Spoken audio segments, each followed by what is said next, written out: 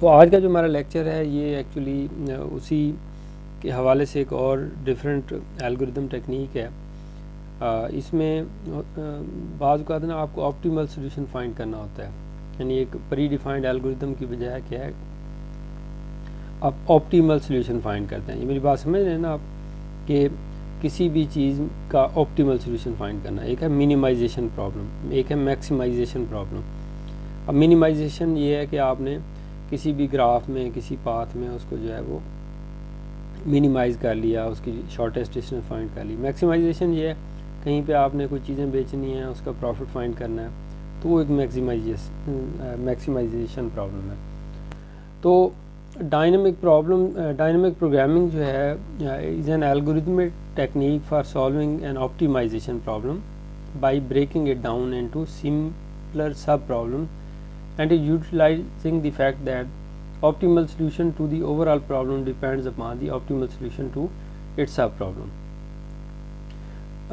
मतलब ये है कि बाज़ औक़ात ना आपका जो एक प्रॉब्लम होता है, यानी लार्जर प्रॉब्लम, वो बहुत सारे सब प्रॉब्लम्स को कंबाइन या सब प्रॉब्लम्स के सॉल्यूशन को कंबाइन करके बना हुआ होता है। कि डायनेमिक प्रोग्रामिंग में हम क्या करते हैं, वो बाज़ का सब प्रॉब्लम के सॉल्यूशन को यूज़ करके हम जो मेजर प्रॉब्लम है उसको सॉल्व करते हैं। तो इसकी एक एग्जांपल बड़ी बेसिक सी जो टीचिंग में अमूमन यूज़ की जाती है वो एक फिबोनाची सीक्वेंस है। तो फिबोनाची सीक्वेंस आप लोगों ने ये देखी होगी। फिबोनाची सीक्वेंस एक सीक्वेंस होती है जिसमें हर टर्म जो है उसकी स्टार्टिंग फ्राम ज़ीरो, इसकी हर जो टर्म है वो प्रीवियस टू टर्म्स का सम करके उसको बनाई जाती है। ठीक है, तो इसमें 1 + 1 यानी जो टर्म थर्ड है वो प्रीवियस टू का सम है, 3 जो है प्रीवियस टू का सम है, 5 इस तरह से वो सारी टर्म। तो इसको जनरलाइज करें तो नीचे एक फार्मूला लिखा हुआ है fn = fn - 1 + fn - 2। तो इसको सॉल्व करने के ना डायनेमिक प्रोग्रामिंग में 3 स्टेप्स हो सकते हैं। एक है रिकर्जन, एक है मेमोराइज करना, मेमोराइज नहीं है मेमोराइज, और इसी तरह से जो है वो उसको एक बॉटम अप टेक्निक यूज़ की जाती है। तो अब अगर आप इसको रिकर्सिवली सॉल्व करें, रिकर्जन मेरे ख्याल में आप सब लोगों को पता ही है कि repeated calls of the same function from with in the body of the function. तो इसमें अगर आप देखें तो ये आपको एक नज़र आ रहा होगा कि ये ट्री बना हुआ है। सपोज करें जी f5 है, टर्म फाइंड करनी है। अब f5 जो टर्म है ये f4 और f3 जो है इनको सम करने से ऑब्टेन होती है। इसी तरह से f4 जो है वो अगेन f3 और f2 को सम करने से ऑब्टेन होती है, और f3 f2 + 1, इसी तरह f2 f1 + f0। तो ये एक किस्म का रिकर्जन ट्री है। तो अल्टीमेटली आपको f1 f0 पे जाना पड़ता है। अब जब f1 f0 का सलूशन आपके पास होगा तो आपको f2 का सलूशन भी मिल जाएगा, f3 का भी मिल जाएगा, f1 का भी मिल जाएगा। तो इसको अगर एल्गोरिथमेटिकली देखें तो इसका जो फंक्शन बनता है वो कुछ इस तरह से बन रहा है कि जो फिबोनाची का जो फार्मूला है वो ये है कि f(0) होगी तो 1 रिटर्न करेगा, f(1) होगी तो 1 रिटर्न करेगा, और इसके अलावा जो भी होगा वो उसकी प्रीवियस टर्म जो हैं उनको सम करके उसका आंसर रिटर्न करेगा। ठीक है जी, मेरे ख्याल में ये बात आपको समझ आ गई होगी कि फंक्शन रिकर्सिवली अपने आप को कॉल कर रहा है। अच्छा, अब रिकर्सिव फार्मूला आपने देख लिया। ये इसमें ये 1 होगा तो ये रिटर्न करेगा, 0 का 1 होगा, और अगर उसके अलावा कोई टर्म होगी तो वो ये रिटर्न करेगा। अच्छा, इसका आप अगर सूडो कोड या एल्गोरिदम लिखें तो वो कुछ ऐसा हो सकता है, बड़ा सिंपल सा एल्गोरिदम है। यानी प्रोग्राम्स अगर आप लिखते हो सर्चिंग सॉर्टिंग के, तो ये रिकर्जन वाला एल्गोरिदम जो है बहुत ही सिंपल है। और वैसे ये जो लिखा हुआ है ये पाइथन का कोड है। तो इसमें आप एक फ़ंक्शन डिफ़ाइन करते हैं। फंक्शन जो है वो ये फिबोनाची n यानी nth टर्म आपने फाइंड करनी है।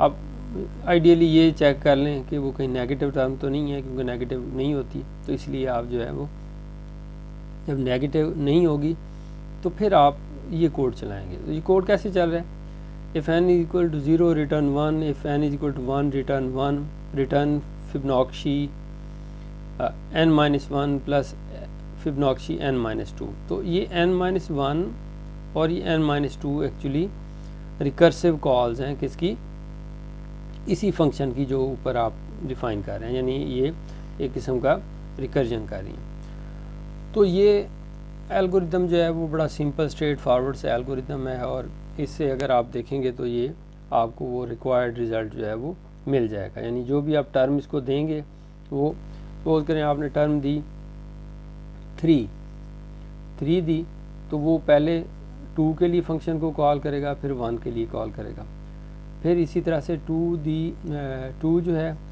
को कॉल करने से पहले वो 1 के लिए कॉल करेगा और 0 के लिए कॉल करेगा। अब 1 और 0, ठीक है, ये आप देख रहे हैं, ये दोनों जो हैं, ये इस केस में रिटर्न क्या हो जाएगा, वो 0 और 1 रिटर्न होगा। तो जब ये रिटर्न हो जाएगा तो यहाँ पे समेशन हो जाएगी। इसी तरह से दूसरी साइड पे ये 1 होगा तो 2 और प्लस 1, तो ये समेशन होगी, तो आपको ये रिज़ल्ट मिल जाएगा। तो ये बड़ा सिंपल एल्गोरिदम है, लेकिन ये एल्गोरिदम जो है इसके साथ एक प्रॉब्लम वो ये है कि ये ग्रो बहुत ज़्यादा करता है। अब ग्रो कैसे करता है, इसकी एग्जांपल ये ले लें कि ये जो इस वक्त एक आपको ट्री नज़र आ रहा है, इसमें कितने नोड्स हैं, 1 2 3 4 5 6 7 8 9 10 11 12 13 14 15। अगर मैं f(6) का फाइंड करूं, ठीक है, क्या करूं मैं, f(6) का फाइंड करूं, तो f(6) का मुझे फाइंड करने के लिए एक तो ये पूरा ट्री यूज़ करना पड़ेगा, ये वाला, ठीक है, एक ब्रांच के तौर पे, और दूसरी ब्रांच के तौर पे मुझे f(4) का यूज़ करना पड़ेगा। तो आपका जो ट्री बनेगा f(6) के लिए, उसका एक नोड ये होगा और उसका दूसरा नोड जो होगा वो लीफ ये होगा। तो आपका जो ट्री है उसकी ग्रोथ कितनी हो जाएगी, यानी अगर इसमें 15 थे तो 15 में 15 ये रहेंगे और उसमें ये ऐड कर लें 1 2 3 4 5 6 7 8 9, तो ये दोनों को सम करें प्लस वो रूट नोड, तो ये उस ट्री की लेंथ या ट्री ग्रो कर जाएगा। Problem is as input and gets larger the function gets really slow. तो इसमें इस प्रोग्राम के ज़रिए आप 30 35 40 तक आप कैलकुलेट कर लेंगे, लेकिन इससे बड़ा नंबर अगर कैलकुलेट करने लगेंगे तो वो शायद ऑर्स में चला जाए, मे बी वीक्स में चला जाए, ठीक है। तो इसका मतलब ये है कि ये उस तरह से सोल्यूशन जो है वो फिजिबल नहीं है। तो ईच सब problem in Fibonacci depends on 2 smaller सब problems. In the recursive implementation, many sub-problems are computed more than once. For example, f3 is computed twice, f2 is computed 3 times, despite the fact they will produce the same result each time. यानी हमें पता भी है कि ये जो f3 है ये हम यहाँ भी कैलकुलेट कर चुके हैं। इसी तरह से ये f4 है और ये कहीं आगे यूज़ करना है तो ये रिपीटेड कैलकुलेशन हो रही है, यानी f2 इधर भी कैलकुलेट हो रहा है, यहाँ भी हो रहा है, यहाँ भी हो रहा है, 3 दफ़ा f2 कैलकुलेट हो रहा है, और f3 जो है वो यहाँ कैलकुलेट हो रहा है और इधर कैलकुलेट हो रहा है। तो इसी तरह से जब ये ट्री बड़ा होगा तो इसमें जो यानी रेपिटेशन है वो कैलकुलेशंस की सेम प्रॉब्लम्स की वो बढ़ जाएंगी। तो इसका जो रनिंग टाइम है वो एक्सपोनेंशियल बनता है, यानी रनिंग टाइम अभी तक हमने जितने भी प्रॉब्लम देखे हैं उसमें कोई प्रॉब्लम ऐसा नहीं है जिसका रनिंग टाइम जो है वो एक्सपोनेंशियल हो। तो इसका रनिंग टाइम वो एक्सपोनेंशियल है, ये बात आप ज़हन में रखिएगा। तो अब दूसरा इसका जो सोल्यूशन बनता है या दूसरा स्टेप बनता है कि हम चीज़ों को मेमोराइज़ करना शुरू कर दें। मेमोराइज़ का मतलब ये है कि मेमोरी में कहीं स्टोर करवा रहे हैं और वो जो चीज़ें मेमोरी में पड़ी हुई हैं उसको आप दोबारा से वो यूज़ कर रहे हैं। Using memorisation to avoid repeated sub problems, technique क्या है जी, if the cache contains the result corresponding to certain input, return the value from the cache. Otherwise, यानी अगर कोई इन कैशे के अंदर रिज़ल्ट पड़ा हुआ है तो उसको आप रिटर्न कर दें, अगर वो उस टर्म का नहीं पड़ा हुआ तो compute the result and store it in the cache. Compute भी करें और उसको कैशे में भी स्टोर कर दें ताकि वो वाला काम दोबारा से ना करना पड़े। Associating the result with the input that generated it, the next time the same sub problem needs to be solve the corresponding result will already be in cache. तो इसका फ़ायदा ये होगा कि जब जैसे मैंने प्रीवियस स्लाइड में बताया कि F2 जो है 3 दफ़ा कैलकुलेट हुआ था, F3 2 टाइम्स कैलकुलेट हुआ था, तो वो दोबारा से आपको कैलकुलेट नहीं करना पड़ेगा। तो इसको अगर हम मेमोराइजेशन के ज़रिए देखें तो उसमें ये चीज़ें जो हैं वो आपको रेपिटिशंस यानी अवॉइड हो जाएंगी। F2 एक दफ़ा कैलकुलेट होगा, F3 भी एक दफ़ा कैलकुलेट होगा, इसी तरह से F4 अगर कहीं और यूज़ होगा तो वो भी एक दफ़ा कैलकुलेट होगा। सो जो हमारा रिकर्सिव प्रॉब्लम था वही रिकर्सिव प्रॉब्लम उस यानी कि उसको एम्बेड करके या उसको जोड़ के उसके साथ जो मेमोराइजेशन है तो उससे उसका जो रिज़ल्ट है वो रिलेटिवली बेहतर हो गया। अब हर टर्म एक दफ़ा कैलकुलेट करनी पड़ेगी। ठीक है जी, यहाँ तक। सर ये एक बार दोबारा रिपीट करें सर, जो आपने कहा है ना कि हर टर्म एक बार कैलकुलेट करनी पड़ेगी। हाँ, ये मैं आपको ना इधर इस स्लाइड पे ये बात बताने लगा हूँ कि मेमोराइजेशन में ये है कि आपने एक कोई मेमोरी या कोई कैशे बना ली और आपने सपोज करें फिबोनाची ऑफ n फाइंड करना है, कोई nth टर्म फाइंड करनी है। तो इफ़ n इन मेमो, अगर वो n उस मेमो में है return memo n, else if n is 0 return 0, else if n is 1 return 1। तो आप इन दोनों केसेस में उसको जो है वो इसको भी 0 रिटर्न कर देंगे, इसको भी 1। अगर इसके अलावा कुछ है तो वो आप उसके लिए फिर क्या करेंगे, उसके के लिए आप उसको टर्म को कैलकुलेट करेंगे। तो n-1 कैलकुलेट होगा, n-2 कैलकुलेट होगा और इसका आंसर जो है वो f में आ जाएगा। तो n जो है वो अगर 4 है तो उसका 3 और 2 सम होगा। अब जब ये एक दफ़ा कैलकुलेशन होगी तो हम इस कैलकुलेशन को मेमोरी में भी स्टोर करवा देंगे और मेमोरी में स्टोर करवाने के साथ ही हम उसको रिटर्न कर देंगे। अब जब नेक्स्ट टाइम वो वाला काम करेंगे तो हमें मेमोरी को नहीं देखना, यानी उस टर्म को कैलकुलेट नहीं करना पड़ेगा, रीकैलकुलेट नहीं करना पड़ेगा, बल्कि शुरू में ही एल्गोरिदम में हम चेक कर लें कि अगर वो टर्म मेमोरी में मौजूद है तो हम इसको यूज़ कर लें। अगर वो मेमोरी में सर यानी कि जी सर यानी कि आपके कहने का मतलब है कि जैसे पीछे जो आपने हमें ट्री दिखाई है उसमें हमने F3 जो है ना वो 2 दफ़ा कैलकुलेट किया हुआ था और F2 जो है वो 4 टाइम। हाँ जी, तो वो यानी कि 1 टाइम करेंगे, 1 टाइम करेंगे। वो जो उस तरह का सिमिलर सोल्यूशन और आएगा उसका आंसर हमारे पास मेमोरी में होगा, उसको हम यूज़ कर लेंगे। तो अब इसमें क्या होगा कि इसको अगर आप देखेंगे तो बड़ा ज़बरदस्त तरीके से जो उसकी कॉम्प्लेक्सिटी थी वो बिग O ऑफ यानी n स्क्वायर जो है, सॉरी बिग O ऑफ क्या था 2n, उससे इम्प्रूव होके अब क्या हो गई है, बिग O ऑफ n पे आ गई है। तो अब ये नहीं रही। तो अब ये जो है एल्गोरिदम में हमारे हिसाब से एक बड़ी एक अचीवमेंट है। तो ये जो प्रॉब्लम हुआ ये आपने कैसे किया, ये यूजिंग डायनेमिक प्रोग्रामिंग। आपने डायनेमिक प्रोग्रामिंग किया कि आपका कोड जो है वो पहले जो आप एक ग्रीडी एल्गोरिदम यूज़ कर रहे होते हैं, ये ग्रीडी एल्गोरिदम नहीं यूज़ कर रहे, बल्कि आपने जो पहले कोई ऑप्टिमल सोल्यूशन पड़ा हुआ है उस सोल्यूशन को, सब सोल्यूशन को यूज़ करके आपने उसको यूज़ किया। ये माइक म्यूट कर दें। ओके जी सर, ये फ्री ऑफ चार्ज के क्या मतलब पीछे लिखा है? मतलब ये जो टर्म है ये पहले ही पड़ी हुई है ना, आप इस टर्म पे अगर आए हैं तो ये टर्म पहले से कैलकुलेटेड है, आप वही इसको यूज़ कर रहे हैं, कोई उसके ऊपर आपको वो नहीं करनी पड़ी। एक दफ़ा आप उसको कैलकुलेट ज़रूर करेंगे, लेकिन अगर आपने ये अब टर्म यूज़ की है तो ये फिर इधर से रिकर्स करेगी, ये कहीं आपको मेमोरी में मिल जाएगी, तो मेमोरी में जो है उसको आप यूज़ कर लेंगे। ठीक है। इसी तरह से तीसरी एक इसमें जो अप्रोच है वो ये है कि चूँकि हमें पता है कि 0 पे हमने 0 रिटर्न करना है, 1 पे हमने 1 रिटर्न करना है और 1 पे 1 रिटर्न करना है, यानी 0 टर्म पे 0, 1 टर्म पे 1, 2 टर्म पे 1। तो ये 3 बातें तो हमें पहले ही पता हैं एल्गोरिथम। अब अगर हम ऐसा करें कि उसकी जो कमिंग टर्म है उसमें प्रीवियस दो टर्म को सम करते जाएं, यानी हम 2 पे जाएं तो इसको और इसको सम कर दें, अब उससे ये आंसर आ जाएगा। फिर जब ये आ जाएगा तो उससे फिर अगली को सम कर लें, फिर अगली को सम कर लें, अगली को। तो इसका फ़ायदा क्या होगा कि वो जो हमारा एक यानी कि अप्रोच है पीछे जो हमने यूज़ की है वो अब मज़ीद रिफ़ाइन हो गई, बेहतर हो गई। वो कैसे बेहतर हुई? वो ये हुआ कि हमने एक सीरीज़ बना ली, यानी फ़ंक्शन बनाया, फ़ंक्शन में बता दिया कि n1 है तो आपने या n2 है तो 1 रिटर्न करना है।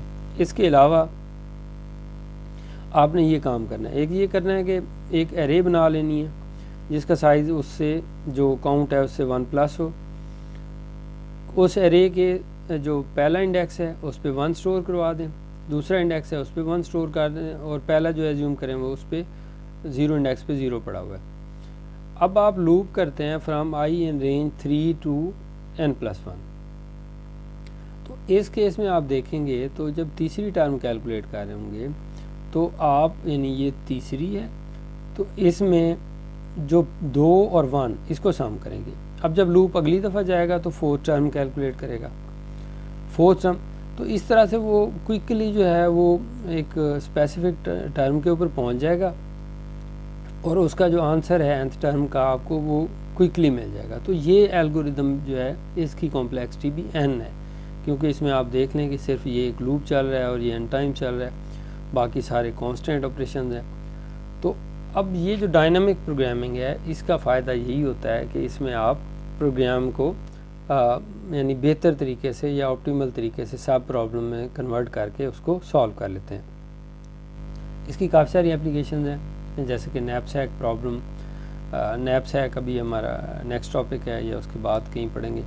इस तरह मैथमेटिकल ऑप्टिमाइजेशन प्रॉब्लम है, all pair shortest path problem है, रिलायबिलिटी डिज़ाइन प्रॉब्लम्स हैं, longest common subsequence problem है, flight control and robotics, time sharing, it schedules the job to maximise CPU usage. तो ये इसकी कुछ एप्लीकेशन हैं जिसमें से एक या दो एप्लीकेशन जो हैं हम रिमेनिंग लेक्चर्स में पढ़ेंगे। ठीक है जी। तो अभी यही बात जो है वो मैं दोबारा से आपको थोड़ा सा इलस्ट्रेट करने की कोशिश करता हूँ कि हमारा टॉपिक जो था वो क्या था, डायनामिक प्रोग्रामिंग। डायनामिक प्रोग्रामिंग जो है ये एक किसी भी चीज़ की ऑप्टिमैलिटी को फाइंड करने के लिए यूज़ किया जाता है। पहले हम क्या यूज़ कर रहे थे, greedy algorithm, greedy approach use कर रहे थे, ग्रीडी अप्रोचेस यूज़ कर रहे थे। ठीक है, तो इसमें वो ग्रीडी अप्रोचेस नहीं है बल्कि ऑप्टिमल सॉल्यूशन है, ऑप्टिमैलिटी आप यूज़ कर रहे हैं। बात यहाँ तक क्लियर हो गई। अब इस चीज़ को समझने के लिए हमने एक यानी एग्जांपल या एक केस स्टडी ली जो कि एक फिबोनाची सीक्वेंस थी। वही चीज़ रिपीट कर रहा हूँ मैं, इसको बात को ध्यान में रखिएगा कि मैं कहता हूँ कि जी अगर मैंने एक उसका फिबोनाची फाइंड करने का कोड लिखना है तो कोई भी फंक्शन बना लेता हूँ, फिबोनाची फंक्शन है और ये इसको मैं n आर्गूमेंट पास कर रहा हूँ। ये मुझे पता है कि अगर n जो है वो 1 हो और n 2 हो तो इन दोनों टर्म का आंसर जो होता है वो 1 ही होता है। ठीक है, ये बात सारे लोगों को पता ही है।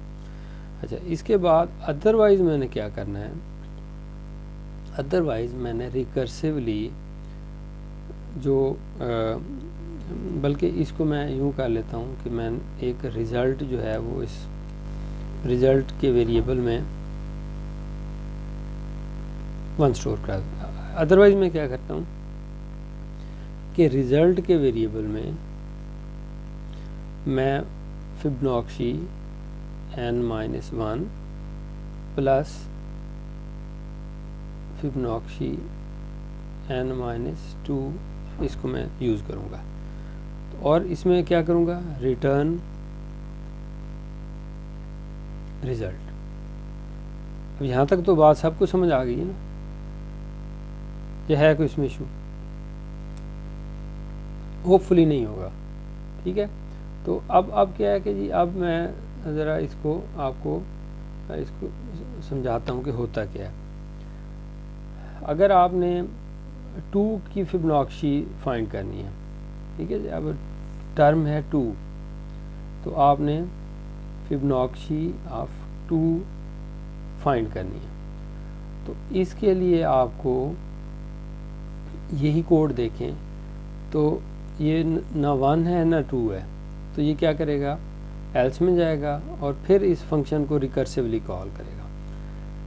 फंक्शन को एक दफ़ा कॉल करेगा फिब ऑफ n-1 के लिए, तो n-1 जो है वो 1 हो जाएगा, तो एक दफ़ा कॉल हो जाएगा ये फिब ऑफ n के लिए, और दूसरी दफ़ा ये कॉल हो जाएगा, सॉरी इसको मैं n की बजाय मैं अब यहाँ पे 1 लिखूँगा। एक दफ़ा वो 1 के लिए कॉल करेगा और दूसरी दफ़ा जो है वो उसको 2 के लिए कॉल करेगा। यहाँ तक तो कोई कन्फ्यूजन नहीं है ना। अब टर्म है 3, अब जब 3 टर्म आएगी तो उसने क्या करना है, ये वाला फंक्शन कॉल करना है। टर्म आ गई मेरे पास जिसकी आपने कैलकुलेशन करनी है, वो है 3। तो अब एक दफ़ा तो उसने n-2 यूज़ करना है, इसको मैं ऐसे कर लेता हूँ।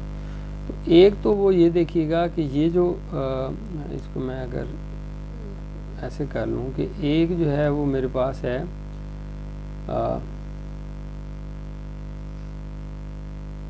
ये टर्म है, और दूसरा क्या होगा, यानी एक तो ये हो गई ना n-1 हो गई, बल्कि इसको मैं वहीं रहने देता ज़्यादा अच्छा था। ये n-1 हो गई, n- और इसी तरह से n-2।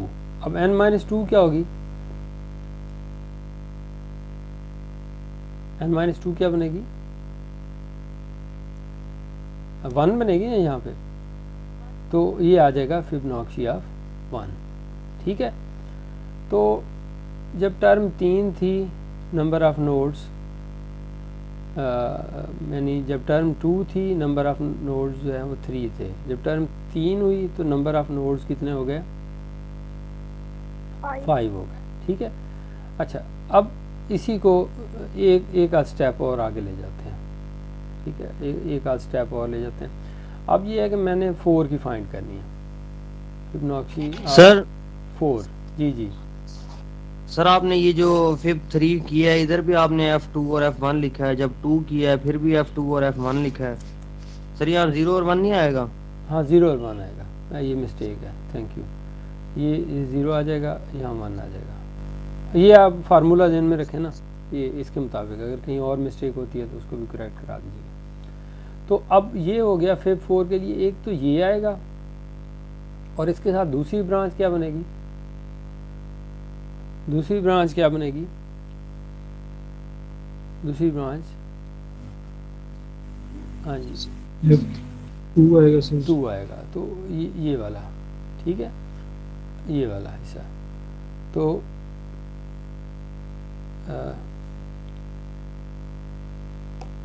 इसको मैं देखता हूँ अगर ये रेप्लिकेट होता है,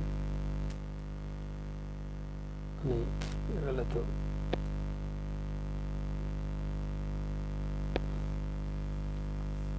तो इसको जो है मैं देखता हूँ अगर कहीं कॉपी हो जाता है तो मैं इसको कर देता हूँ, लेकिन ये नहीं हो रहा। एनीहाउ, इस तरह से फिर मुझे ये इसका एक और ट्री बनाना पड़ेगा, ब्रांच जो कि मैं अवॉइड कर रहा हूँ बनाने से।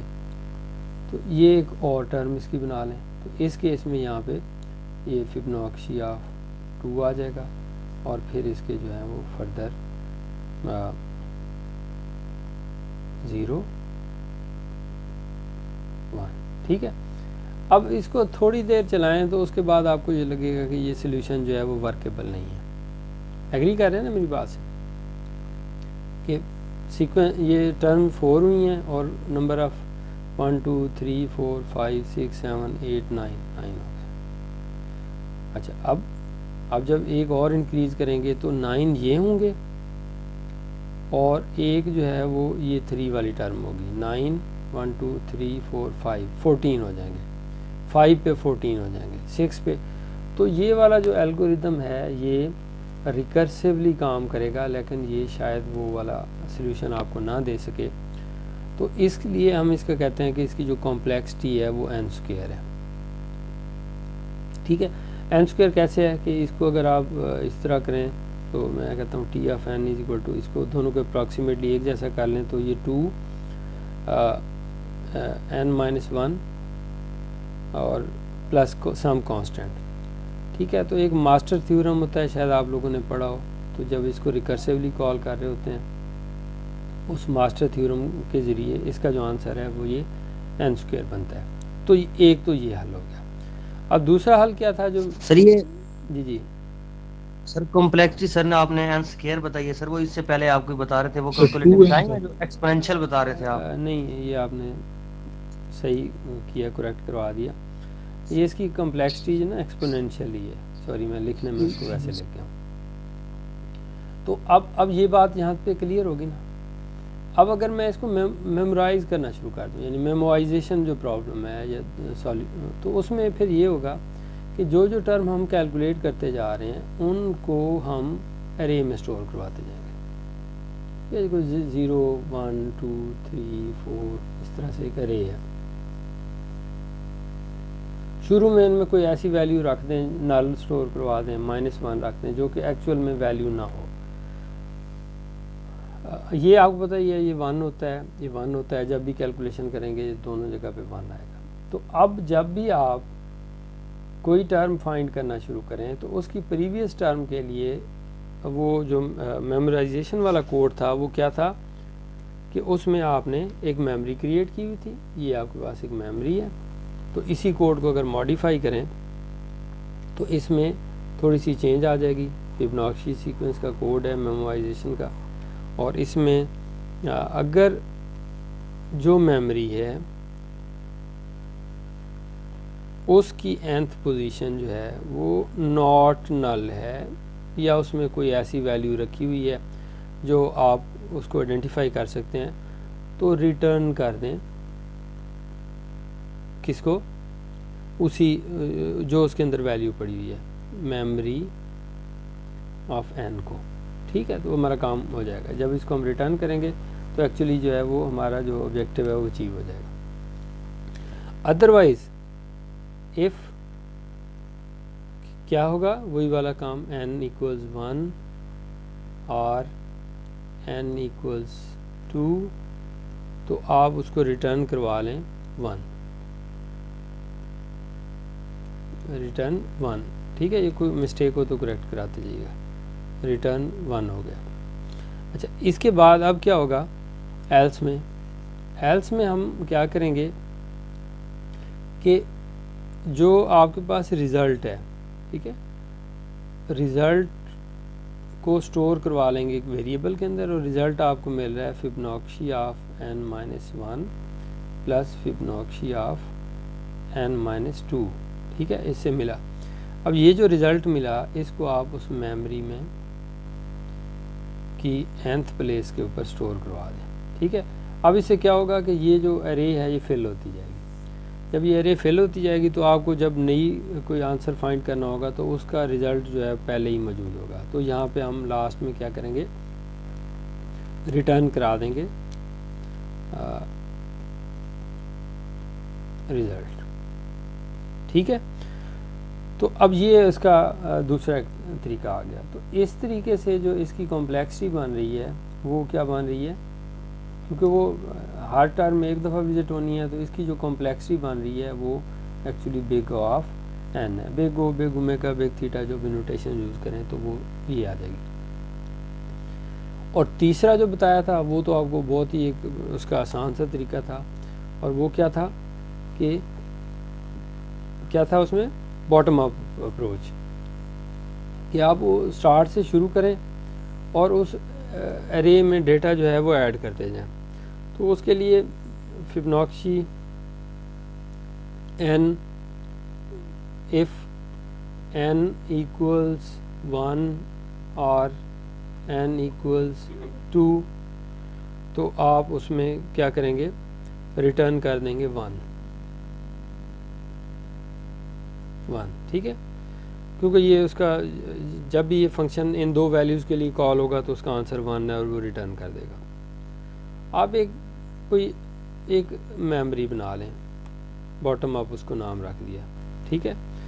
अच्छा, इसका जो साइज़ है वो कोई भी जो भी लैंग्वेज होगी उसके मुताबिक आप ये अरे बना रहे होंगे और उसका n+1 आपने साइज़ रख दिया।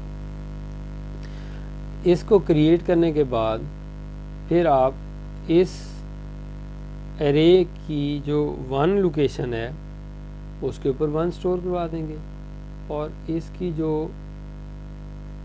2 लोकेशन है इसके ऊपर भी 1 स्टोर करवा देंगे, क्योंकि ये ऑलरेडी हमें नोन है।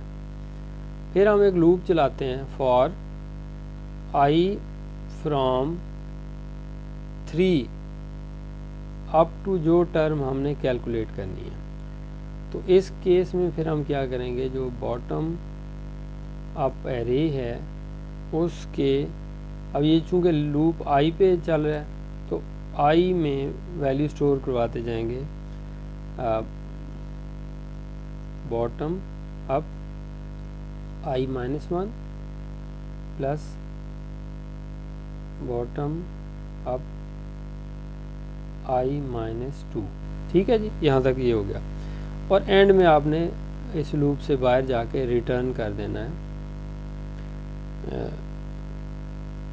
Bottom up n। ठीक है, तो ये एक तीसरा तरीका है। तो ये तीनों तरीके जो हैं वो बड़े एफिशिएंटली वर्क करते हैं। अब इसकी एक छोटी सी मैंने आपको पाइथन में इसको मैं रन करके दिखा देता हूँ ताकि एक्चुअल में इसका आपका डिफरेंस जो है वो आपको ये समझने में आसानी हो।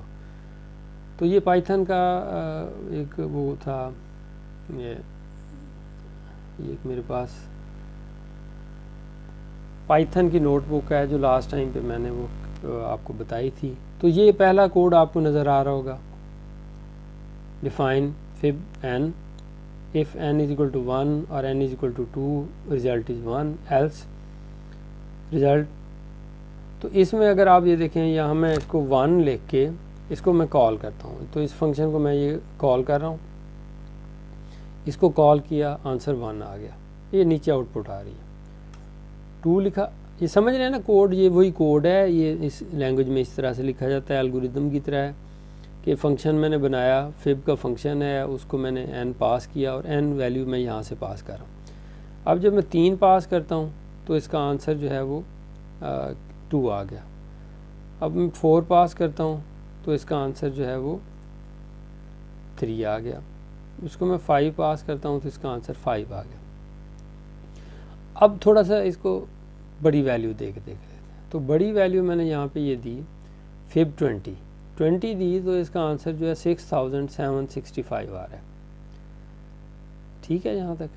अच्छा, अब अगर मैं वैल्यू देता हूँ इसको 35, ज़रा गौर कीजिएगा, तो अब ये जो है 4-5 सेकंड लेगा इसको एग्जीक्यूट करने के लिए, और अगर मैं इसको 36 कर दूँ तो ये टाइम जो है हो सकता है वो काफ़ी ज़्यादा हो जाए। ठीक है, तो अब ये देखें इसकी ग्रोथ एक्सपोनेंशियल हो रही है, जैसे जैसे वो n बड़ा होता जा रहा है। तो आपके सामने है ये तकरीबन कुछ 6-7 सेकंड उसने लगा दिए हैं। तो अगर मैं इसको 50 के करीब लगा दूंगा तो ये हो सकता है हमारी इस क्लास टाइम में ये एग्जीक्यूट ना हो सके। तो इसका मतलब ये जो पहला था रिकर्सिव सॉल्यूशन, ये इस तरह से वर्क नहीं किया। दूसरा कोड है ये मेमोराइजेशन वाला। मेमोराइजेशन में 2 फंक्शन बने हुए हैं, एक ये फंक्शन है सर। जी सर आपने इधर शुरू में लिया हुआ ना n इज इक्वल टू 1 और n इज इक्वल टू 2 पे जो है ना रिजल्ट 1 है। जी सर जब 3 लेंगे तो 3 पे रिजल्ट 2 होगा, पीछे वाला जो 1 है वो उसमें ऐड हो जाएगा। ये देखें ना, ये फंक्शन कॉल होगा ना रिकर्जन। अब n-1 पे जब कॉल होगा तो 2 के केस में n-1 क्या होगा, 1 होगा, तो 1 पे भी 1 आ जाएगा, तो इधर 1 आ जाएगा, प्लस अगला जो है यहाँ पे 0 आ जाएगा, 0 पे 0 होगा। तो 3 पे जो आंसर है वो इस टर्म का 1 है, इसका 0 है, तो आंसर जो है वही आ जाएगा। सर वो उधर तो 2 आ रहा था, इधर तो फिर 1 बनता है। नहीं, 2 कहाँ आ रहा था सर? 2 आ रहा था 3 पे। 3 पे देखें ना, 3 पे कौन सी टर्म होती है, टर्म नंबर 3 है। तो टर्म नंबर 3 में जो पहली टर्म है 1 पे 1 होता है, 2 पे यस सर, 2 पे क्या होगा? सर टू पे अभी आपने 0 बताया सर। नहीं नहीं नहीं नहीं, आप इसको टर्म को ये दोबारा से समझें। अगर तीसरी टर्म है ना, तो पहली टर्म 0 होती है, दूसरी टर्म क्या होगी? 1 होगी, तीसरी 1 होगी। अब फोर्थ टर्म जो होगी वो क्या होगी? फोर्थ टर्म क्या होगी? 3 होगी, 2 होगी सॉरी। तो ये एक्चुअली फोर्थ टर्म है। अगर आप इसको 0 से स्टार्ट करें तो ये फोर्थ टर्म है, अगर 0 से एक्सक्लूड कर लें तो ये थर्ड टर्म है। ओके सर ठीक ओके। ठीक है, वो एक टर्म जो है उसमें वो आप जो 0 वाली है उसको कंसीडर यहाँ पे नहीं कर रहे। तो अब इसी तरह से आप इसमें देखें तो ये दो फंक्शंस आपको यहाँ पे नज़र आ रहे हैं। एक फंक्शन है ये वाला जो कि एरे डिक्लेयर कर रहा है, ये एरे डिक्लेयर करने का तरीका है। मेमोराइजेशन के लिए एरे है और उसको जो उसकी लेंथ है वो n+1 कर दी है। और एक फंक्शन है जो उसको मेमोराइज कर रहा है। If memo n is not none, यानी उसमें कोई वैल्यू मौजूद है तो आपने उस वैल्यू को रिटर्न कर देना है, और अगर वो वैल्यू मौजूद नहीं है तो फिर आपने नीचे वाला एल्गोरिदम लगाना है और उसको सॉल्व कर लेना है। तो अब इस केस में देखें तो ये भी उसी तरह से चल रहा है। इसको देखिएगा, ये मैंने फंक्शन कंपाइल किया, इसका 5 आ गया। इसी तरह से अगर इसको 35 पे करता हूँ तो ये वो ऊपर वाला 35 आप ध्यान में रखें, यहाँ 35 पे काफ़ी सारा टाइम लग गया था ये।